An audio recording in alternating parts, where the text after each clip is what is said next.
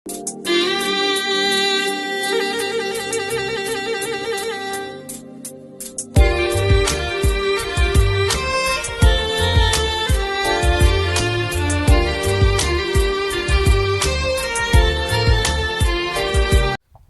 వాక్యాన్ని విందాం. ఫిలిప్పీలకు రాసిన పత్రిక 4వ అధ్యాయము 13వ వచనము.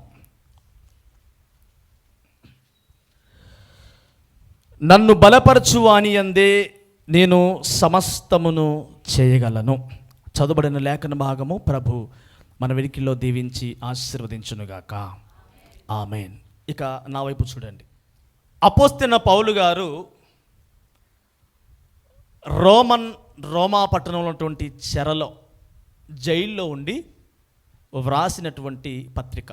దీన్ని చెరపత్రిక అని కూడా అంటారు. అపోస్తలుడైన పౌలు గారు రాసినటువంటి ఈ పత్రికలో ఈ ఫిలిప్పీలకు రాసిన ఈ పత్రికలో తన హార్ట్ ఓపెన్ చేసినట్టుగా అనిపిస్తుంది. తన హృదయాన్ని ఓపెన్ చేసి తెరచి తన హృదయంలో ఉన్నది ఈ ఫిలిప్పు పత్రికగా రాసినట్టుగా మనకు అర్థమవుద్ది. ఫిలిప్పీలు రాసిన పత్రికలో చెప్పినట్టుగా ఏ పత్రికలో చెప్పలేడు. అంత ఫ్రీగా, అంత ఓపెన్గా ఏ పత్రికలో మాట్లాడలేదు. తన గురించి చాలా చక్కగా చెప్పిన మాటగా పత్రికగా ఈ పత్రిక మనకు కనిపిస్తుంది. తన హృదయంలో ఏముందో, తన జీవితం ఎలాంటిదో, తన హృదయంలో ఏ ఆలోచన కలిగి ఉన్నాడో, తన లైఫ్ స్టైల్ ఎలా ఉందో అలాగుననే ఈ పత్రికలో తన జీవితం ప్రస్ఫుటించినట్లుగా ఈ పత్రికలో మనకు కనిపిస్తుంది. అతడు చెరలో ఉండి ఈ పత్రిక రాశాడు. ఏమంటాడంటే, నన్ను బలపరచువాని యందు నేను సమస్తమును చేయగలను అన్నాడు. నాకు ఒక పాట గుర్తొస్తుంది. ఈ మధ్యకాలంలో క్రైస్తవుడు అనబడిన ప్రతి ఒక్కరు కూడా వింటూ పాడుతున్నటువంటి పాట. ఒక సహోదరు రాశాడు కదా, స్థిరపరచువాడవు బలపరచువాడవు అనేటువంటి పాట. ఏదైనా చేయగలవు, కథ మొత్తం మార్చగలవు అనేటువంటి పాట గుర్తొస్తూ ఉంది. సో చక్కని లిరిక్స్ రాశాడు. దాంట్లో స్థిరపరచువాడవు బలపరచువాడవు అంటే ఆయన ఎవరో అనే విషయాన్ని మనం ఆ పాటలో చూస్తాం. అదే సందర్భంలో మనం చదువుకున్న మాటలు కూడా అదే రాసి ఉంది. ఆయన ఎవరు అంటే బలపరచువాడు అని మనం చదివాం. దేవుడు ఎలాంటి వాడు అంటే బలపరచువాడు. మనం కూడా అనేకసార్లు ప్రార్థన చేస్తాం కదా, నన్ను బలపరచు ప్రభువా, నా కుటుంబాన్ని బలపరచయ్యా, నా జీవితాన్ని బలపరచయ్యా, సంఘాన్ని బలపరచయ్యా, పలాని సహోదరుని బలపరచయ్యా అని ప్రార్థన చేస్తాం కదా. దేవుడు బలపరచువాడు, దేవుడు బలాభివృద్ధి కలిగ చేయవాడు. ఆయన బలపరిస్తే నీ జీవితంలో సమస్త కార్యాలు జరుగుతాయి. ఆయన బలాన్ని పొందుకుంటే, ఆయన హస్తము నిన్ను బలపరిస్తే, దేవుని ఆత్మ నిన్ను బలపరిస్తే నీ జీవితంలో బలమైన కార్యాలు, సమస్త కార్యాలు జరుగుతాయి. అయితే ఒక ప్రశ్న, ఆ బలపరచు అనే పాట పాడినంత మాత్రాన, బలపరచయ్యా అని ప్రార్థన చేసినంత మాత్రాన, అలాంటి పాటలు ఇలాంటి మాటలు విన్నంత మాత్రాన దేవుడు అందరినీ బలపరుస్తాడా?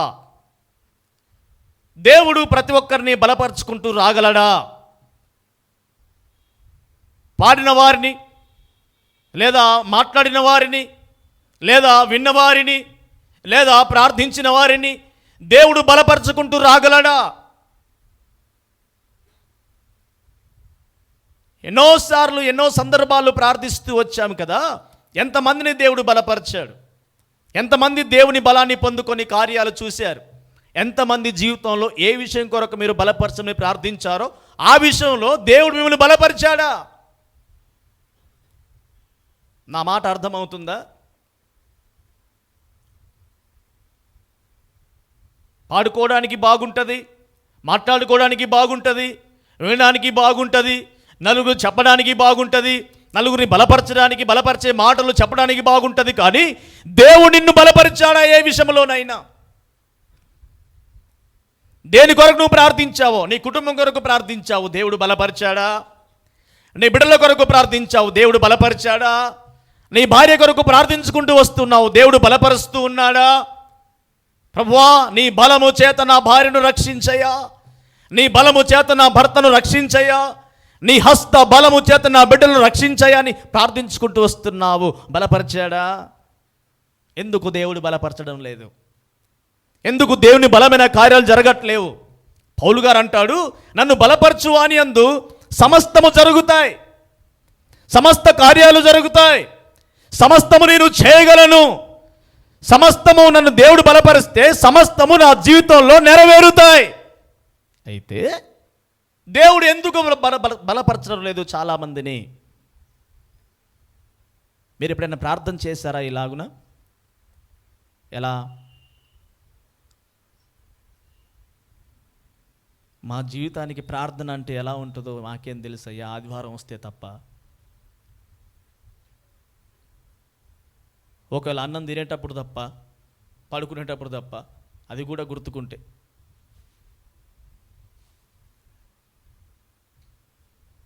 ఎప్పుడైనా చేశారా? పాడారు పాట, ఎందుకు? రాగం బాగుంది, మ్యూజిక్ బాగుంది, పాడుతుంటే కమ్మగా ఉంది,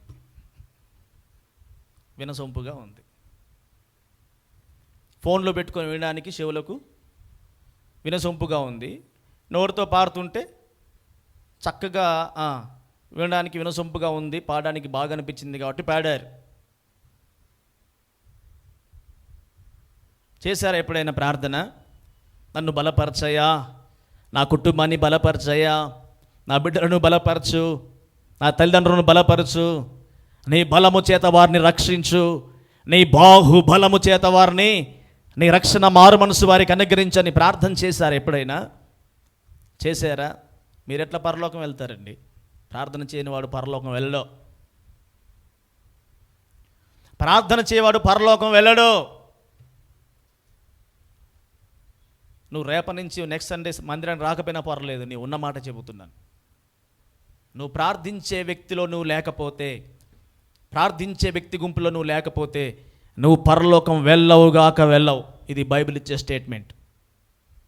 అంత్య దినమున ప్రభువు నామన ప్రార్థన చేయువాడెవడో వాడు రక్షించబడును అనుంది. మీ నిమిత్తం నేను ప్రార్థన చేయకపోతే నేను పాపము చేసిన వాడనగుదును అన్నాడు సమూయేలు ప్రవక్త.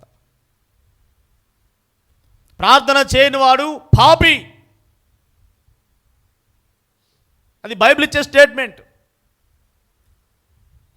మీరు ప్రార్థన చేయకపోతే మీరు పరలోక సంబంధులు కాదు, మీరు పాతాళలోక సంబంధులు. ఇప్పటి నుంచైనా ప్రార్థన చేయండి. నాకు తెలుసు మీరు చాలామంది ప్రార్థించట్లేరు అని, నేను మీ గురించి చెబుతున్నానని మీ హృదయంలో అనుకుంటున్నారు. ఎస్, మీ గురించి చెబుతున్నా. ప్రార్థన చేయని దొంగలం మేమే కదా, ప్రార్థన చేయని దౌర్భాగ్యులం మేమే కదా, ప్రార్థించకుండా పైకి నటిస్తున్న భక్తులం మేమే కదా, కాబట్టి మాకే చెబుతున్నాడు దేవుడు అనుకుంటున్నారు కదా. మీకే చెబుతున్నాడు, మీరే ఆ దొంగలు. ఇప్పుడు ఏం చేయాలి? మీరు ఏం చేయాలి? ప్రార్థన చేయని వాడు ఎక్కడికి వెళ్తాడు చెప్పండి? నువ్వు ఎక్కడికి వెళ్తావు?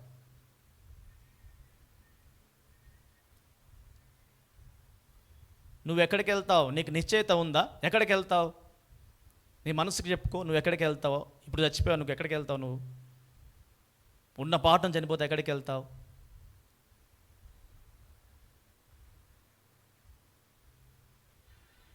తెలుసు నువ్వు నరకానికి వెళ్తావని నీకు మనసుకు తెలుసు బాగా. ఎందుకు? నేను ఇంతవరకు ప్రార్థన చేయలే, భక్తి చేయలే, నరకానికే వెళ్తావు. బైబిల్ దేన్ని కూడా యాక్సెప్ట్ చేయదు. అంటే నువ్వు చేసే ప్రతిదాన్ని యాక్సెప్ట్ చేయదు. క్రమం ఉంటుంది, బైబిల్కి క్రమం ఉంటుంది. క్రమం ప్రకారమే అందరికి తీర్పు తీరుస్తాడు దేవుడు. ప్రార్థన చేయని ప్రతివాడు నరకానికే వెళ్తాడు, ప్రార్థించువాడే రక్షించబడతాడు. అయితే చాలామంది బిడ్డలు, కొంతమంది ప్రార్థించే వారు ఉన్నారు. వారు ఇలాగూ ప్రార్థన చేస్తారు: ప్రభువా, నా కుటుంబాన్ని బలపరచు, నా బిడ్డలను బలపరచు, నా ఉద్యోగాన్ని, నా వ్యాపారాన్ని, నా తల్లిదండ్రులను, నేను చేస్తున్న పనిని బలపరచయ అని ప్రార్థిస్తారు. కానీ ప్రార్థిస్తున్న వారిలో అనేకులకి దేవుని బలమైన కార్యాలు జరగట్లేవు. నేను ఆ ప్రశ్నకి సమాధానం చెప్పి వాక్యాన్ని ముగిస్తాను. ఎందుకు దేవుడు బలపరచడం లేదు? లేదా నిన్ను దేవుడు బలపరచాలంటే నువ్వేం చేయాలి? చాలామంది ప్రార్థిస్తున్నా దేవుడు ఎందుకు బలాభివృద్ధి కలగజేయడు? ఒకవేళ దేవుడు నిన్ను బలపరచాలి, దేవుని బలమైన కార్యాలు నీ కుటుంబంలో నీ వ్యక్తిగత జీవితంలో జరగాలంటే నువ్వేం చేయాలి అనే విషయాన్ని మనం చూస్తే చాలామంది జీవితాల్లో కంటెంట్మెంట్ లేని జీవితం, అంటే సంతృప్తి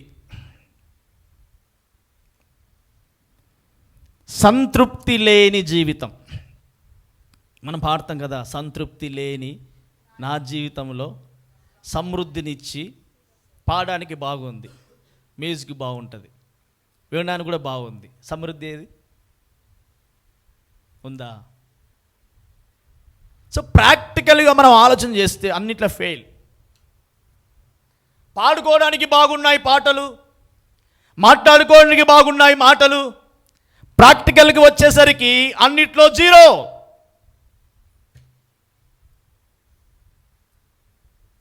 రాసిన వ్యక్తికి సమృద్ధి ఉండొచ్చు, కాదనట్లేను. కాబట్టి ఆయన ఏం చేశాడు?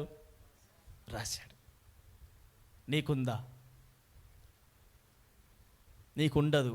ఆ టైంకి ఆ సందర్భంలో పాడుకొని సంతోషిస్తావు అంతే. సో ప్రాక్టికల్గా నీ జీవితంలో ఏమీ కనిపించట్లేదు.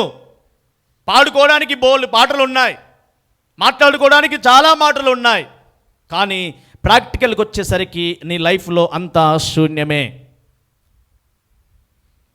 ఈరోజు దేవుడు మిమ్మల్ని బలపరచకపోవడానికి, మీరు ప్రార్థిస్తున్న చాలా కార్యాలలో, చాలా విషయాల్లో దేవుని బలం మీ మీదికి రాకపోవడానికి గల కారణం ఏంటంటే మీరు సంతృప్తి కలిగి లేకపోవడమే. మీరు సంతృప్తి కలిగిన జీవితము లేకపోవడమే. ఆలోచన చేసే ప్రయత్నం చేద్దాం. ఏంటి సంతృప్తి? దేనిలో సంతృప్తి? వేటెందు సంతృప్తి కలిగి ఉండాలి?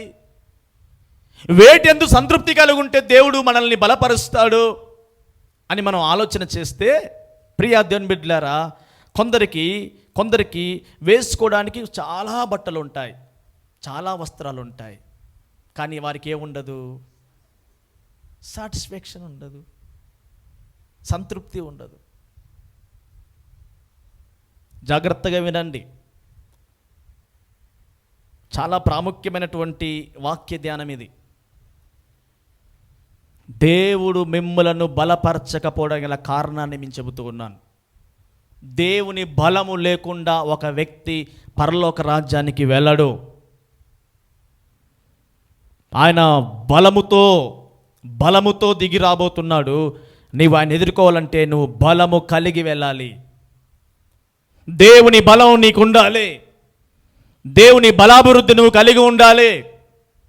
దేవుడు ఎందుకు నిన్ను బలపరచడం లేదు, ఎందుకు బలమైన కార్యాలు నీ జీవితంలో జరగట్లేదని ఆలోచిస్తే నీకు ఎన్ని ఉన్నా ఏది ఉన్నా సంతృప్తి కలగట్లేదు. కారణం ఏంటంటే నువ్వు సంతృప్తిని ఎక్కడ వెతుకుతూ ఉన్నావు అంటే వస్త్రాలలో వెతుకుతున్నావు. నా మాట అర్థమవుతుందా? నాకు వేసుకోవడానికి 10 జతలు ఉన్నాయి అనుకోండి, అయినా మరొక జత నేను తీసుకుంటున్నాను అంటే ఏంటి? నాకు తృప్తి లేదు. నా తృప్తిని ఎక్కడ వెతుకుతున్నాను నేను?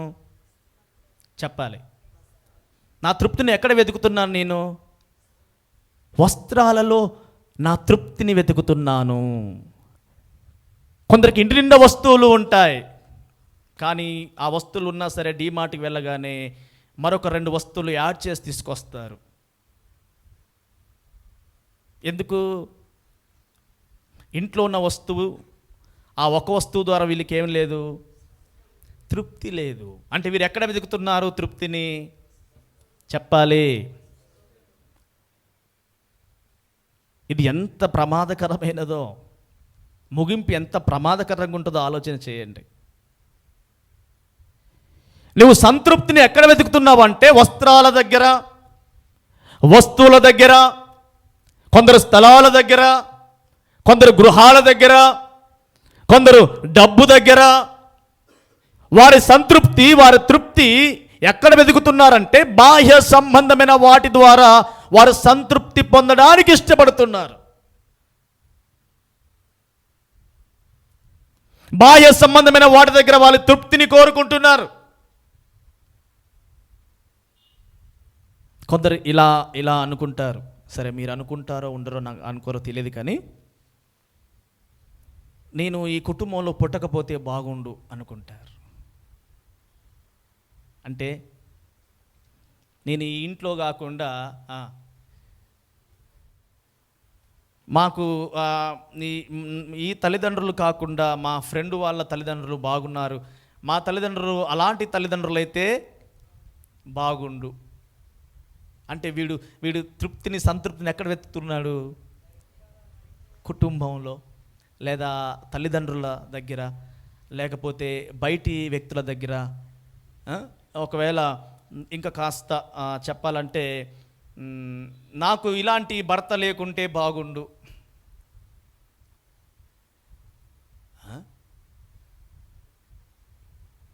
నాకు ఇలాంటి భర్త కాకుండా ఫలాని వ్యక్తి లాంటి భర్త అయితే బాగుండు, నేను అనుకున్నవన్నీ కొనిచ్చేవాడు, నేను ఎక్కడికి వెళ్ళమంటే అక్కడికి తీసుకువెళ్ళేవాడు, ఫలాని వ్యక్తి చూడు ఆయన భార్యను చక్కగా రోడ్ల మీద తిప్పుతూ ఉన్నాడు, అన్ని స్థలాలకు తీసుకెళ్తున్నాడు, అన్నీ కొనిస్తున్నాడు, కాబట్టి నాకు అలాంటి భర్త అయితే బాగుంటుండు. లేకపోతే నాకు ఈ పనికి మాలిన భార్య, దీన్ని ఎందుకు చేసుకున్నాను నేను, ఈమెను ఎందుకు చేసుకున్నాను నేను, నాకు ఫలాని సహోదరు లాంటి భార్య అయితే బాగుండు, ఆమె చక్కగా తన భర్తను బాగా ప్రేమించేది, భర్తను బాగా చూసుకునేది అనేటువంటి మీరు ఎప్పుడు అనుకోలేదా?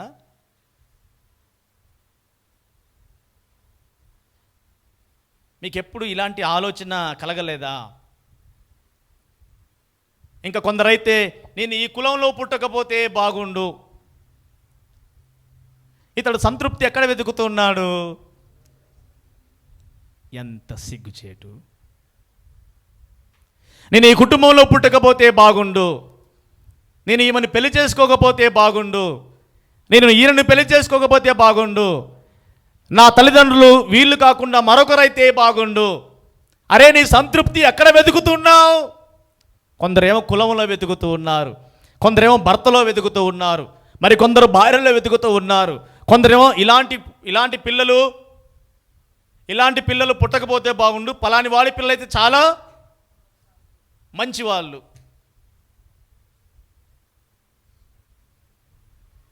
నా మాటలు అర్థమవుతున్నాయా? ఎక్కడ వెతుకుతున్నా వీళ్ళు సంతృప్తిని? ఎందుకు దేవుడి కార్యాలు మీ కుటుంబంలో జరగట్లేవు? ఎందుకు దేవుని కార్యాలు మీ కుటుంబంలో జరగట్లేదు? ఎందుకు దేవుడు మీ జీవితాన్ని హెచ్చించట్లేదు? ఎందుకు దేవుని బలమైన కార్యాలను అనుభవించలేకపోతున్నావు? పౌలు గారేమంటాడు, నన్ను బలపరచువాని యందు నేను, ఆయనేమో నేను సమస్తం చేస్తానంటున్నాడు, ఆయనేమో దేవుడు నన్ను బలపరుస్తానంటున్నాడు. కానీ ప్రార్థించినా ప్రభు సన్నిధికి వస్తూ ఉన్నా, మందిరానికి వస్తూ ఉన్నా, దేవుడు అప్పగించిన పనులు జరిగిస్తూ ఉన్నా సరే దేవుని బలం నిన్నెందుకు బలపరచడం లేదు? ఎక్కడో వెతుకుతూ ఉన్నావు, ఎవరిలోనో వెతుకుతూ ఉన్నావు, వేటిలోనో వెతుకుతూ ఉన్నావు, వస్త్రాల్లో వెతుకుతూ ఉన్నావు, మనుషుల్లో వెతుకుతూ ఉన్నావు.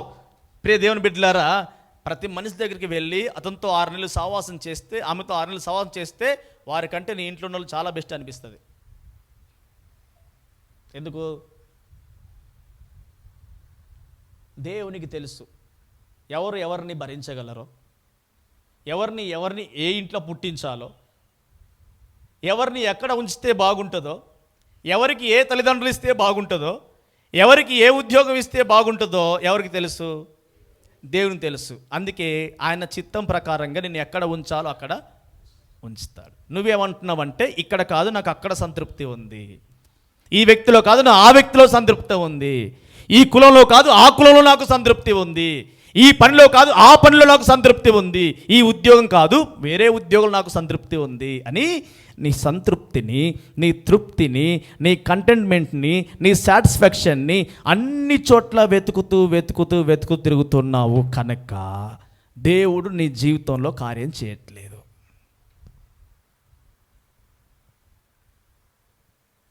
దేవుడి జీవితంలో బలమైన కార్యాలు చేసి నేను బలపరచాలంటే నీ సంతృప్తి క్రీస్తులో వెతుకు. నీవు యేసును చూసినప్పుడు తృప్తి నొందు. నువ్వు యేసులో సంతృప్తిని కోరుకో. నువ్వు యేసును తృప్తి కలిగి ఉండు.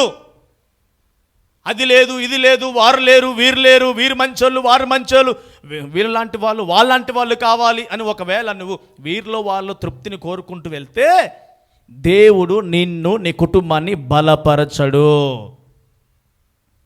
నీకు ఉన్న దాంట్లో ఎప్పుడూ తృప్తి ఉండదు, ఒకటి కావాలని అనిపిస్తుంది. రెండోది, యేసుక్రీస్తు ప్రభులో నీవు తృప్తి కలిగి ఉంటే దేవుడు నిన్ను బలపరుస్తాడు. చాలామంది మందిరానికి ఎలా వస్తారంటే కంప్లైంట్స్, అంటే ఎలా వస్తారు? క్వశ్చన్స్ అండ్ కంప్లైంట్స్, ప్రశ్నలు మరియు ఫిర్యాదులు.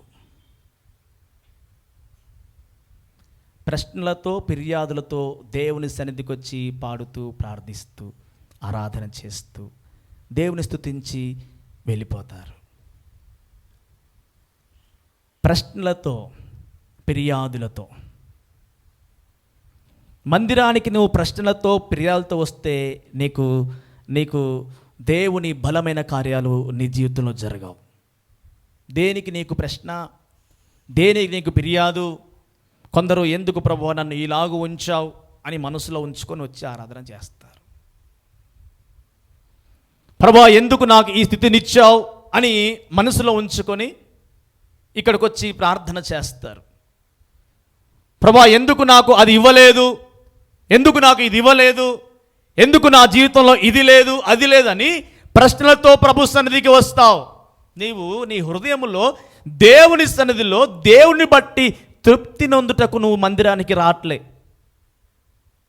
ప్రభువా నీ సన్నిధికి నన్ను నడిపించావు, నీవు నాకు అనుగ్రహించబడ్డావు, నిన్ను బట్టి నేను తృప్తి కలిగి ఉన్నానయ్యా, నిన్ను బట్టి నేను సంతోషిస్తున్నానయ్యా. యెహోవా దేవుడుగా గల జనులు ధనులు అన్నావు కదా, నేను నిన్ను కలిగి ఉన్నాను. నీ సన్నిధిని బట్టి, నిన్ను బట్టి, నీవిచ్చిన రక్షణ ఆనందాన్ని బట్టి నేను తృప్తి కలిగి ఉన్నానయ్యా, నేను సంతోషిస్తున్నాను. లోకంలో లేని వారికి రక్షణ భాగ్యాన్ని నాకు ఇచ్చావు, నీ సన్నిధిలో ఆనందించే కృప నాకు ఇచ్చావు, నీ కనుదృష్టి నా మీద ఉంది, నిన్ను బట్టి నేను సంతోషిస్తున్నాను, నిన్ను బట్టి నేను తృప్తి కలిగి ఉన్నాను, నీ సన్నిధికి వచ్చి నిన్ను ఆరాధిస్తే నాకు తృప్తి కలుగుతుంది అన్న మైండ్ సెట్తో ఎంతమంది మందిరానికి వస్తున్నారు? నా మాట అర్థమవుతుందా? ఏం చెప్పాను? దేవుని మందిరానికి ఎలాంటి హృదయంతో వస్తున్నారు మీరు?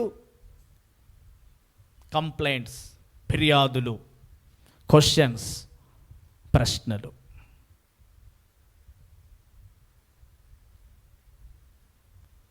నీకు ఎలా తృప్తి కలుగుద్ది? మరి దేవుడు ఎలా బలపరుస్తాడు నిన్ను? ఆయన ఎందుకు వచ్చాడో, ఆయన ఉద్దేశం ఏంటో నీకు అర్థం కాకపోతే దేవుడిని ఏ విధంగా బలపరుస్తాడు? చాలామందిని చూశాను, మీ ప్రార్థన అవసరతలు ఎప్పుడైనా ప్రభువా అసలు నిన్ను ఆరాధించే కృప నాకు ఇచ్చి అసలు నీ కనుదృష్టిలో నేను ఉన్నాను ప్రభువా, నేను కలిగి ఉన్నందుకు నీ మందిరంలో గడపడానికి, నిన్ను ఆరాధించడానికి నేను తృప్తి కలిగి ఉన్నాను ప్రభువా. ప్రతిసారి ప్రభువును స్తుతించే కారణం ఏంటంటే నీ కనుదృష్టిలో నన్ను ఉంచావు ప్రభువా, నేను దేవుడుగా కలిగి ఉండే కృప నాకు ఇచ్చావు, అతి పరిశుద్ధ స్థలంలో మందసాన్ని మోసే యాజక ధర్మం చేయటకు నాకు కృపనిచ్చావు, ఎవరికి లేని అవకాశాన్ని నాకు కల్పించావు. ఎటు చూసినా ఎవరు కూడా నిన్ను నమ్మి విశ్వసించిన వారు, సేవా పరిచర్య చేసిన వారు నా కుటుంబంలో నా వెనక ముందు ఎవరు లేకపోయినా అలాంటి కృప నాకు ఇచ్చావు. నిన్ను బట్టి నేను తృప్తి కలిగి ఉన్నాను ప్రభువా. నీవు నా జీవితంలోకి రావడాన్ని బట్టి, నన్ను రక్షించడం బట్టి నేను తృప్తి కలిగి ఉన్నాను ప్రభువా. ఎంతమందికి దేవుని సన్నిధిలో ఆ సాటిస్ఫాక్షన్ ఉంది? 24/7 అన్ని కంప్లైంట్స్ క్వశ్చన్స్. నువ్వు 70 సంవత్సరాల జీవితానికి ఇన్ని బిల్డప్లు, నీకు 70 సంవత్సరాల జీవితానికి ఇన్ని బిల్డప్లు. ఇట్లా ఎందుకయింది, అట్లా ఎందుకయింది, ఆమె జీవితంలో అలా ఉంది, ఈమె జీవితంలో ఇలా ఉంది, ఈయన ఇట్లా ఉన్నాడు, ఆడు మంచి ఉద్యోగం చేస్తున్నాడు, వీడు మంచి ఉద్యోగం చేస్తున్నాడు, వీళ్ళు మంచి ఇల్లు కట్టుకున్నారు, వారు స్థలంగా ఉన్నారు, వీరు పొలంగా ఉన్నారు. నీ బ్రతకంతా వీళ్ళ మీద వాళ్ళ మీద పడి ఏడవడమే. నీకు తృప్తియే లేదు. నువ్వు ఎక్కడ కోరుకుంటున్నావు సంతృప్తిని? ఎక్కడ వెతుకుతున్నావు సంతృప్తిని? యేసులో సంతృప్తిని వెతకట్లేవు నీవు.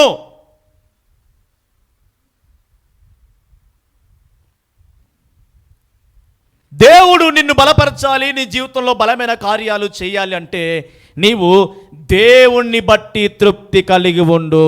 హల్లెలూయా చెబుదాం, హల్లెలూయా.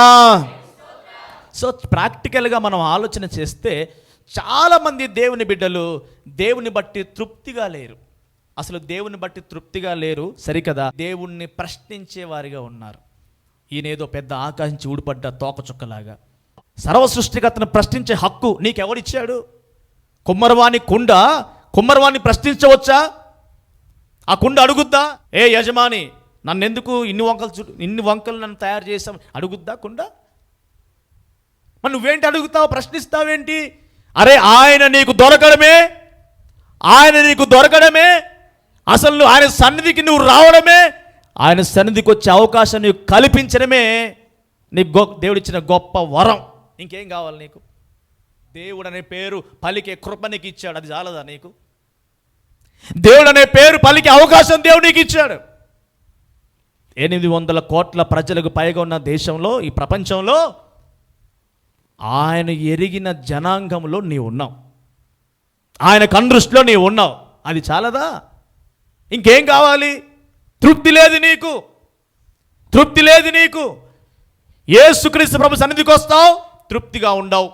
దేవుని మందిరానికి వస్తావు, తృప్తిగా ఉండవు. నీ తృప్తిని ఎక్కడ కోరుకుంటున్నావు, ఎక్కడ వెతుకుతున్నావు అంటే బట్టల్లో, వస్తువుల్లో, వస్త్రాల్లో, ఆహారంలో. చూడు, కొంతమందికి ఎంత తిన్నా తృప్తి ఉండదండి. రోజు నాన్ వెజ్ తిన్నా తృప్తి ఉండదు, ఇంకా తినాలనిపిస్తుంది. మన తృప్తి ఎక్కడ కోరుకుంటున్నాడు? ఎక్కడ? తిండిలో, ఆహారంలో.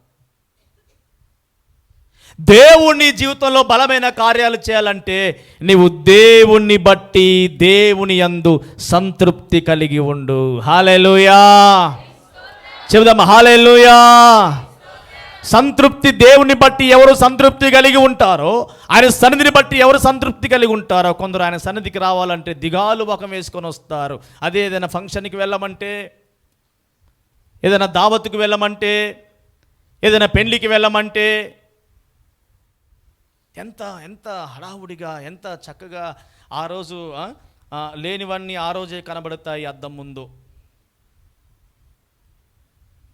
ముఖంలో లేని లోపాలన్నీ ఆ రోజే కనబడతాయి, మేకప్లన్నీ ఆ రోజే కనబడతాయి. దేవుని సన్నిధికి వచ్చేటప్పుడేమో దిగాలు ముఖాలు వేసుకొని ఈరోజు రేపో చనిపోయేవారిలాగా, పాటలు పాడేవారిలాగా, పరదేశుల పాట పాడతారా లేదా అన్నట్టుగా ఆ దేవుని సన్నిధికి వస్తారు. ఏం లేదు వారికి దేవుని సన్నిధికి రావడానికి, సంతోషం లేదు, సంతృప్తి లేదు. ఎప్పుడు దేవుడు కార్యాలు మీ జీవితంలో చేస్తాడు? మరి దేవుడు బలపరుస్తాడు. ఎప్పుడు బలపరచాలి మిమ్మల్ని? మరి కొందరేమో ఎక్కడో రకరకాల వాటి దగ్గర మీరు సంతోషాన్ని, మీరు సాటిస్ఫాక్షన్ని వెతుకుతూ ఉన్నారు, సంతృప్తిని, కంటెంట్మెంట్ని వెతుకుతూ ఉన్నారు. పౌలు గారు అంటాడు, నన్ను బలపరచువాని యందు నేను సమస్తమును చేయగలను. దేవుడు మిమ్మల్ని బలపరచాలి అంటే మీరు ఎక్కడా? వస్త్రాల్లోనా, ఉద్యోగంలోనా, డ్యూటీలోనా, పనిలోనా, ఎక్కడా? కొందరు అంటారు ఇంట్లో ఉన్నదానికంటే డ్యూటీకి పోవడం బెస్ట్. ఎందుకు? ఎందుకు అంటే వీరు సంతృప్తి ఎక్కడ వెతుకుతున్నారు? కొందరేమో ఈ డ్యూటీలో వచ్చి చేసిన దానికంటే ఇంట్లో హాయిగా కూర్చుంటే బెస్ట్. నువ్వు డ్యూటీ చేయాలో చేయకూడదో, పని చేయాలో చేయకూడదో, ఎక్కడ నువ్వు ఉంటే క్షేమమో దేవునికి బాగా నువ్వే డిసైడ్ చేస్తావు, నువ్వే వెతుక్కుంటావు, నువ్వే సలహాలు ఇస్తావు, నువ్వే డ్యూటీ కావాలంటావు, నువ్వే డ్యూటీ వద్దంటావు. నీకు నచ్చిన స్థలంలో, నీకు నచ్చిన వస్తువులో, నీకు నచ్చిన వస్త్రంలో నువ్వు సంతృప్తిని, సంతోషాన్ని వెతుక్కుంటూ వెళ్తున్నావు. అందుకే దేవుడి బలమైన హస్తము నిన్ను బలపరచడం లేదు. నా మాటలు అర్థమవుతున్నాయా? దేవుడు ఎందుకు బలపరచడం లేదు నిన్ను? దేవుని బలమైన కార్యాలు ఎందుకు జరగట్లేవు అంటే నీవు దేవుణ్ణి బట్టి సంతృప్తి కలిగి లేవు, నీవు దేవుణ్ణి బట్టి సంతోషించట్లేవు, నువ్వు ఎక్కడో సంతోషాన్ని వెతుకుతున్నావు. ఇంకో మాట చెప్పనీయండి, నువ్వు ఎక్కడ సంతోషాన్ని వెతికినా ఎన్ని సంవత్సరాలు, ఎన్ని తెలియదు, ఎన్నో.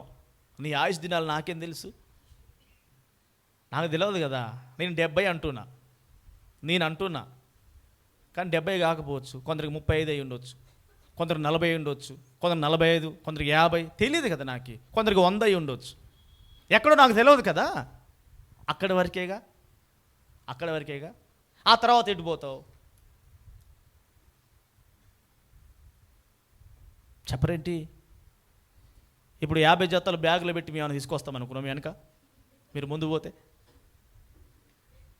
నీకున్న 50 జతల బట్టలు బ్యాగులో పెట్టి, బ్రీఫ్ కేసులు పెట్టి, సూట్ కేసులు పెట్టి మేము తీసుకొని వస్తాం అనుకుంటున్నారా?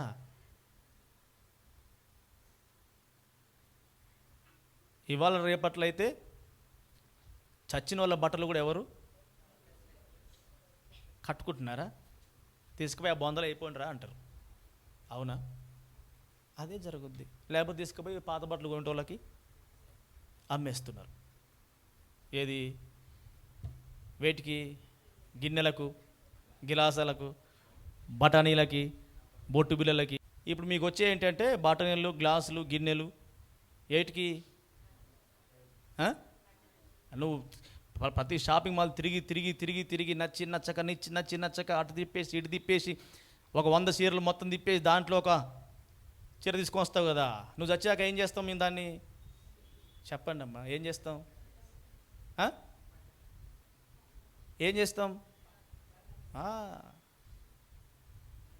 అదే చేస్తాం. సో నీ సంతోషము దేంట్లో ఉంది? దేనిని బట్టి నువ్వు సంతృప్తి కలిగి ఉన్నావు? దేంట్లో నువ్వు సంతృప్తిని వెతుకుతూ ఉన్నావు?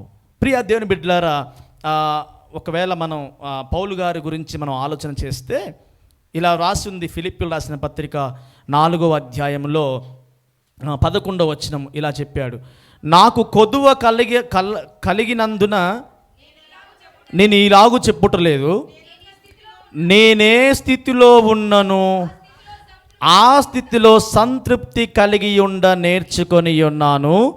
దీన స్థితిలో నెరుగుదును, సంపన్న స్థితిలో నెరుగుదును.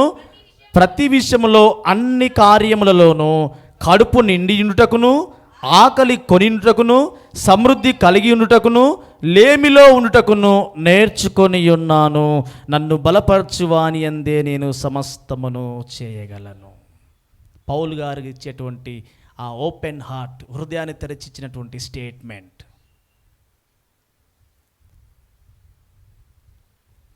పౌలు గారు, మిమ్మల్ని దేవుడు ఎందుకు బలపరిచాడంటే నేను ఏ స్థితిలో ఉన్నానో ఆ స్థితిలో సంతృప్తి కలిగి ఉండుట నేర్చుకున్నాను.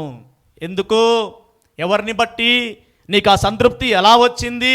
తినడానికి ఆహారం లేదే, ఇప్పటికే 21 రోజులు ఉపవాసం ఉన్నావే, అది ఆహారం ఉండి కాదు, ఆహారం లేక పస్తులున్నావే. నీకు సంతృప్తి ఎలా కలిగింది అంటే, ఆహారంలో నాకు సంతోషం లేదు, ఆహారంలో నాకు సంతృప్తి లేదు, సమృద్ధిలో నాకు సంతృప్తి లేదు. నేను దేవుణ్ణి కలిగి ఉన్నాను, అదే నాకు సంతృప్తిని కలిగిస్తుంది. నేను నా వస్త్రంలో సంతృప్తిని వెతకలేదు, నాకు కలిగి ఉన్న వస్తువులలో సంతృప్తిని వెతకలేదు. నేను దేవుణ్ణి కలిగి ఉన్నాను, అది నాకు సంతోషాన్ని, సంతృప్తిని కలిగించింది. ఎవరు ఇవ్వగలరు ఈ స్టేట్మెంటు? ఎవరు చెప్పగలరు ఇలాంటి మాట? కొత్త నిబంధన సంఘం చెప్పగలరా? ఏది లేకపోయినా ప్రశ్నించే వారిని మనం చూస్తాం. భర్తనో, భార్యనో, పిల్లలనో, తల్లిదండ్రులనో, ఇది లేదు, అది లేదు, ఇది లేదు, అది లేదు, వాళ్ళకుంది, వీళ్ళకి లేదు, ప్రశ్నించే వారిని, ఫిర్యాదులు చేసేవారిని మనం చూస్తాం. కానీ ఇదిగో, నాకు ఏది ఉన్నా లేకపోయినా నేను దేవుణ్ణి కలిగి ఉన్నాను, నాకు తృప్తిగా ఉంది అని చెప్పేవారు ఎంతమంది? సేవకులే చెప్పట్లేరు. చాలామంది సేవకులతో నేను ఉంటాను కదా, సేవకులే చెప్పలేకపోతున్నారు ఆ మాట. ఇది లేదు, అది లేదు, అది లేదు, ఇది లేదు అనే మాటే చూస్తున్నాం. ఇంకా దేవుని సంఘం ఎట్లా చెప్తారు? ఇంకా వారు మరీ ఎక్కువగా చెబుతారు. ఇక్కడ రాసి ఉంది, దీన స్థితిలో అనుంది. ఏమంట? దీన స్థితిలో ఉండ నెరుగుదును, సంపన్న స్థితిలో ఉండ ఎరుగుదును అన్నాడు. మీరు చెరువు దగ్గరికి వెళ్ళిపోయి ఆ ఎండిపోయిన చెరువును మీరు చూస్తే, అది నీళ్ళు లేకుండా ఉన్న సందర్భంలో చూస్తే, అది భూమి నెరలు తెరిచి లోపల నుంచి పాములు, తేళ్ళు, పురుగులు వచ్చి ఒక ప్రమాదకరమైన భూమిగా ఆ ఎండిన నది మనకు కనబడుద్ది, ఆ ఎండిపోయిన నేల మనకు కనబడుద్ది, ఆ ఎండిన వాగు మనకు కనబడుద్ది. అంటే నా జీవితంలో ఎండిన స్థితిలో నేను ఉన్నా, ఎండిపోయిన వాగులాగా నేను ఉన్నా, ఎక్కడ నీటి చుక్క లేకుండా నేను బ్రతుకుతూ ఉన్నా, ఆ దీన స్థితిలో నేను ఉన్నా, నేను సంతృప్తి కలిగి ఉన్నాను దేవుణ్ణి బట్టి. ఒకవేళ వర్షం వచ్చేసి, ఒకవేళ వాగులన్నీ వచ్చి ఆ నదిలో కలిసిపోయి ఆ నదికి ఓవర్ఫ్లో అయినా, ఆ నది నిండి పొంగి పొర్లుతూ ఉన్నా, నేను నది నిండింది కదా అని, నది ఎండిపోయింది కదా అని నదిలో ఉన్న వాటర్ని బట్టి, ఆ స్థితిని బట్టి నేను సంతృప్తి కలిగి లేను. కానీ నా దేవుణ్ణి బట్టి నేను సంతృప్తి కలిగి ఉన్నాను. ఎవరు ఇవ్వగలరు ఈ స్టేట్మెంట్? ఎంతమంది చెప్పగలరు దేవుని నమ్ముకునే బిడ్డలు ఈ మాట?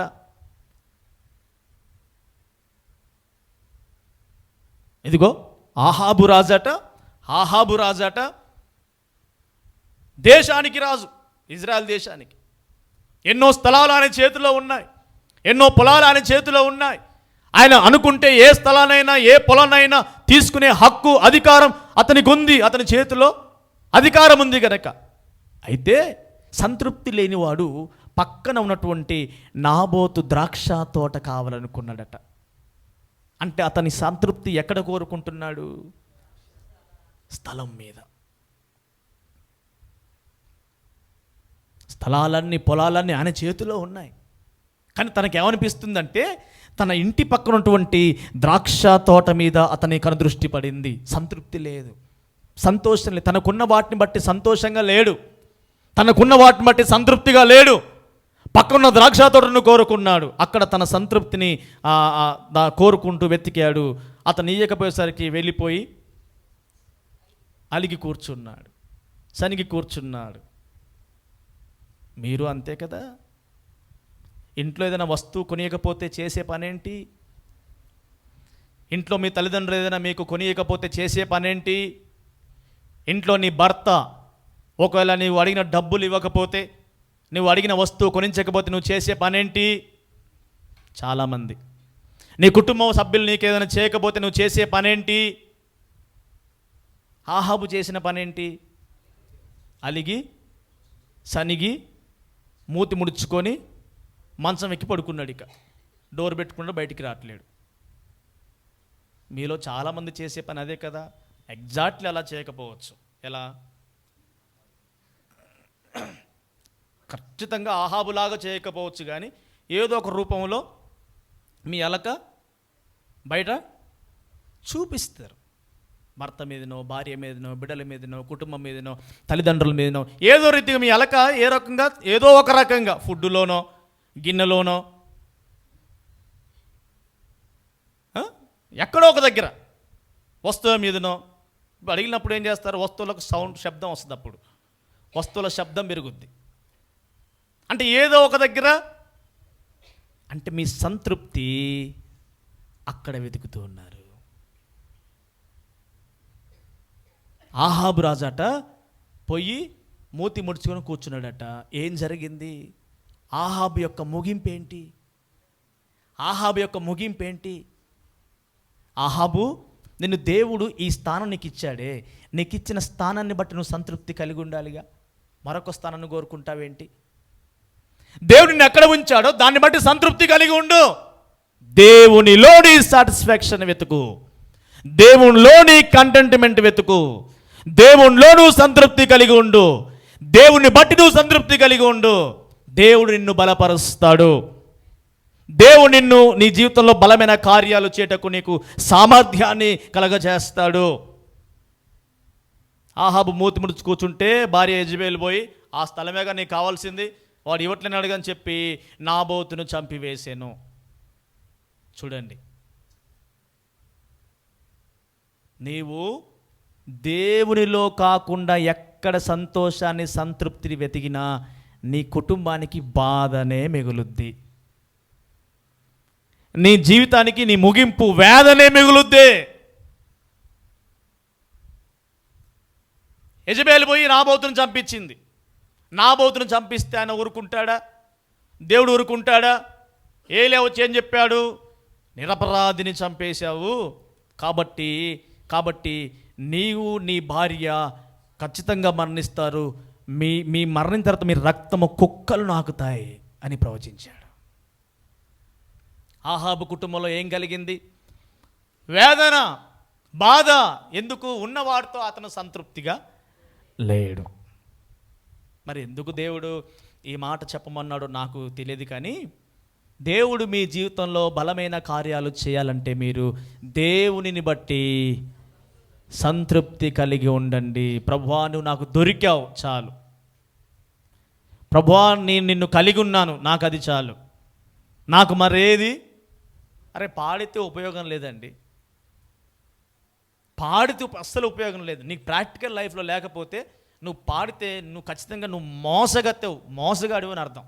నీ పెదాలు దేవుణ్ణి మోసం చేస్తని అర్థం. ఇప్పుడు నువ్వు లేని భవనాలు వద్దయ్యా అంటాం. ఎందుకు అబద్ధపు? అవి పెదాలా లేకపోతే నోరా మోరా? ఏం పాటలు పాడతారు? నిజంగా నీకు ఆ లైఫ్ ఆ ప్రాక్టికల్గా ఉందనుకో, ఏం చెయ్యి, అప్పుడు దేవునికి మహిమ కలుగు. నా లైఫ్లో ప్రాక్టికల్గా ఉందనుకో, అది ఆ పాటకు తగిన ప్రాక్టికల్ లైఫ్ నాకుంటే, అప్పుడు నేను పాడితే అతడు రాగం లేకుండా పాడినా అది దేవుడు మధురంగా మార్చేస్తాడు. నువ్వు అనుభవించింది పాడితే ఉపయోగం ఏంటి?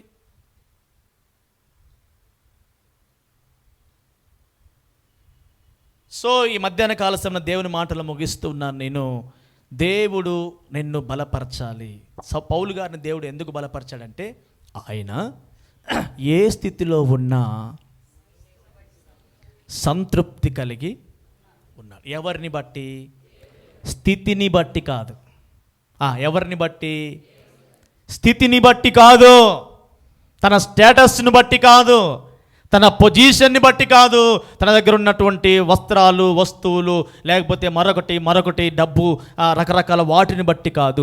స్థితిని బట్టి సంతృప్తిగా లేడు, దేవుణ్ణి బట్టి సంతృప్తిగా ఉన్నాడు. కాబట్టి అతడికి దీనస్థితి వచ్చినా, సంపన్న స్థితి వచ్చినా, దైవజనులు యేసన్న గారు అంటాడు కదా, దీనస్థితి అందున సంపన్న స్థితి అందున నడిచినను ఎగిరినను సంతృప్తి కలిగి ఉందును పాడుతాం. నేను చాలామంది క్రైస్తవులు ఎరుగుదును, ఒకవేళ వారు చేస్తున్న పనిలో కాస్త లాభం రాలేదనుకో, లేకపోతే వాళ్ళ ఇంట్లో ఎప్పుడైనా డబ్బులకు కొదువుగా ఏర్పడిందనుకో, అప్పుడు వాళ్ళ విశ్వరూపం మనం చూడాలి, వారి మాటలు మనం వినాలి, ఎంత ప్రమాదకరంగా ఉంటాయో. అంటే వారింటికి లేమి వచ్చిందనుకో, ఆ రోజు ఆ రోజు కొనుక్కోవడానికో తినడానికో డబ్బులు లేవనుకో, అప్పుడు వాళ్ళ నిజస్వరూపం మనకు కనబడుద్ది. వెంటనే వీరి మీద వారి మీద లాస్ట్కి వస్తే దేవుని మీద. దేవుడు ఏం చేశాడు నాకు.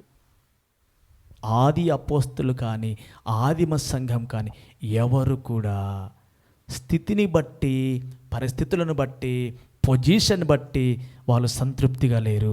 దేవుణ్ణి బట్టి వారు సంతృప్తి కలిగి ఉన్నారు. దేవుణ్ణి బట్టి వాళ్ళు సంతోషించారు.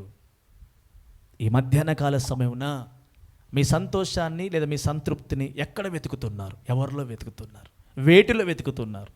వేటిలో మీరు చూస్తున్నారు? ప్రభువు మిమ్మల్ని బలపరచాలి, దేవుడు బలమైన కార్యాలు మీ కుటుంబంలో, మీ వ్యక్తిగత జీవితంలో జరగాలి అంటే మీరు దేవుణ్ణి బట్టి తృప్తి కలిగి ఉండండి. మందిరానికి వచ్చేటప్పుడు కంప్లైంట్స్తో రాకండి, క్వశ్చన్స్తో రాకండి. ప్రభువా ఏం చేసావని ప్రశ్నించడానికి రాకండి. ప్రభువా నేను కలిగి ఉన్నాను, నీ యొద్దకు నడిపించావు, నిన్ను ఆరాధించే కృపనిచ్చావు, కాబట్టి నిన్ను స్తుతించే కృపనిచ్చావు, నిన్ను బట్టి నేను తృప్తిగా ఉంది ప్రభువా నీ మందిరానికి రావడానికి. నీవు దేవుని బట్టి సంతృప్తి కలిగి ఉండు, నువ్వు దేవుని బట్టి తృప్తి కలిగి ఉండు. దేవుడు నిన్ను బలపరుస్తాడు, బలమైన కార్యాలు నీ జీవితంలో జరుగుతాయి. పౌలు గారిని దేవుడు సమస్తము చేయగలే బలాన్ని ఇచ్చాడట. ఎలా ఇచ్చాడు చెప్పండి? ఎలా ఇచ్చాడు? ఏ స్థితిలో ఉన్నా చెప్పండి, ఏ స్థితిలో ఉన్నా దేవుణ్ణి బట్టి, క్రీస్తుని బట్టి సంతృప్తిని కలిగి సంతోషం కలిగి ఉన్నాడు కనుక దేవుడు అతనిని బలపరచెను. ఈ మధ్యాహ్న కాల సమయమున దేవుడు మిమ్మల్ని బలపరచాలంటే మీరు ఎక్కడో వెతకండి, దేవునిలో వెతకండి మీ తృప్తిని, సంతోషాన్ని. దేవుడు మిమ్మల్ని బలపరచునుగాక. ఆమెనందరూ కూడా లేచి నిలబడదాం. చివరి ప్రార్థన ఆశీర్వాదంతో ఆరాధన ముగించుకుందాం. పాస్టర్ క్లుప్తంగా ప్రార్థిస్తుండగా అందరూ కూడా ఏకీభవిద్దాం. మహాగణమైన యేసయ్య, మీ పరిశుద్ధమైన ఘనమైన నామమునకు మహిమ కలుగునుగాక. ఈ పునరుత్థానపు దినము ఉదయకాలము నుండి ఈ మధ్యాహ్న కాల సమయం వరకు మీ ప్రత్యేకమైన కృపలో బలపరిచారు, భద్రపరిచారు. మీ సన్నిధి ప్రసన్నతలో మమ్మల్ని నిలువబెట్టారు నాయన. అందును బట్టి మీకు మహిమ కలుగునుగాక. ఇదిగో స్వామి, ఈ దినము ప్రారంభము నుండి ఇంతవరకు మీ ప్రశస్తమైన సన్నిధి మాకు తోడుగా ఉంచినందుకు మీకు మహిమ కలుగునుగాక. కృతజ్ఞత స్తోత్రము నాయన. పాటల ద్వారా, స్తుతుల ద్వారా ఘనత వహించారు.